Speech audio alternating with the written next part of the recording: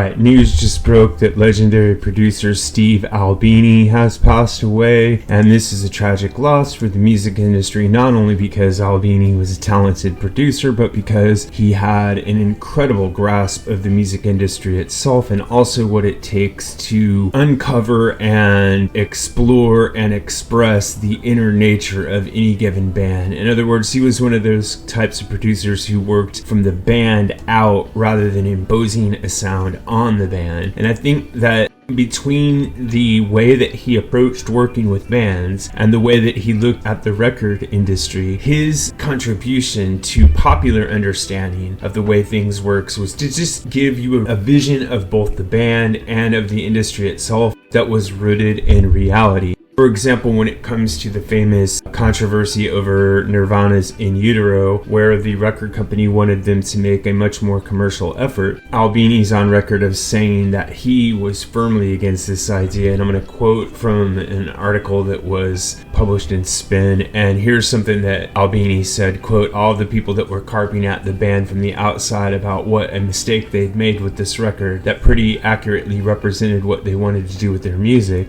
All of those people are parasites." And what he's saying there is that what matters is artistic direction, not business stuff, not second guessing, not trying to anticipate what people are going to want, but letting a band naturally grow and mature and become who they really are. This is how he viewed the role of the producer, which is unusual. And in addition to him being such a strong advocate for band self-determination, he was also very vocal about the pressure that a band faces trying to get its music out into the world, and that the commercial commodification of music, the competitive nature of the industry, often harms or thwarts very creative people. So here he is talking about on what he believes the number one mistake that most bands make is when they try to get into the industry. Here's Albini.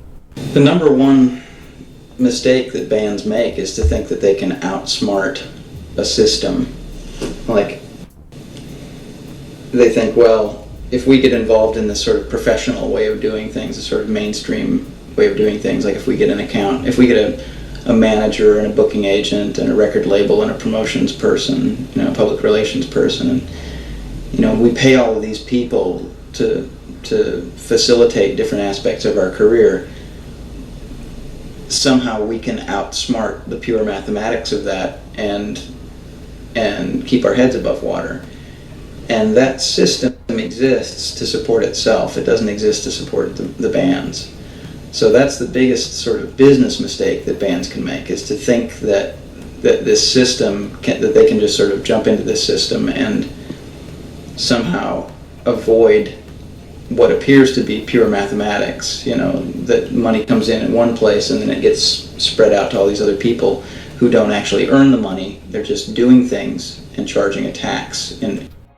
So what he's driving at is the idea that musicians and bands are expendable in the music industry. What's not expendable are the corporations and the infrastructure, all of the commercial apparatus that goes into maintaining the system is what the people in power are looking to protect, and individual bands and individual musicians don't really matter.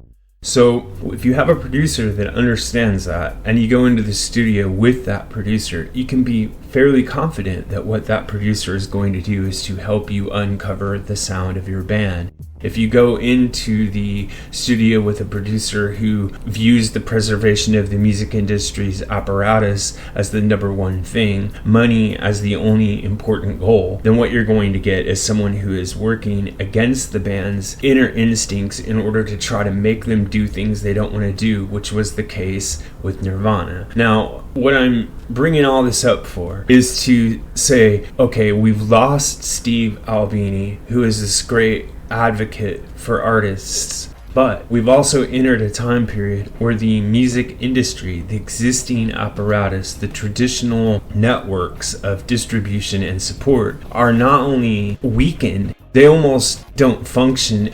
In other words, if you're a strong enough talent and a good enough band with good enough songs, good enough hooks, and you want to work hard, You can get your music out, you can find an audience, and you don't need it to be this massive audience. You don't need billions and billions of people to listen to your music to make it sustainable. And the music itself may be better if it's not brought to such a huge monolithic level. And if we look back at Steve Albini's wise words here, what he's saying is no matter who you are, no matter what you do, you're not going to be clever enough to change the basic math. The basic math is your band and your talent and your gift is not as important as the overall bottom line of the music industry's owners. So we should take Steve Albini's passing as a reminder of integrity and creativity and advocating for artists, because this is what he really was all about. Even if, like me, you're not a fan of his particular style of production, I have always admired him for the way that he stood up for musicians and the way that he was always trying to shine a light on the inner workings of the music industry, as well as shining a light on underground music that a lot of people might miss. Anyway, it's a shame to lose his incredible talent, but it was a great gift to have, and we can still learn a lot from the work that he did, as well as from the wise words that he chose to share with us. This is what I think, but what really matters is what you think. So if you have an idea about this or any other topic connected to classic or contemporary music, please drop it in the section below. And remember to like and subscribe. I'd also like to point out that there's a join button available now for those of you who would like to support the site. And if you join, you'll get access to members-only badges, members-only polls, and members-only videos, as well as other cool perks that you can see if you click the button, which I hope you'll do. And finally, I'd like to point out to you that we're currently running a poll over in the community section of the channel on whether or not the Rolling Stones are too old to keep touring. And I would like to have your input on this poll, as well as the other polls we're running over in the community section, which you can access by clicking on a link right there below in the description box. So hope to see you over there. Thanks a lot.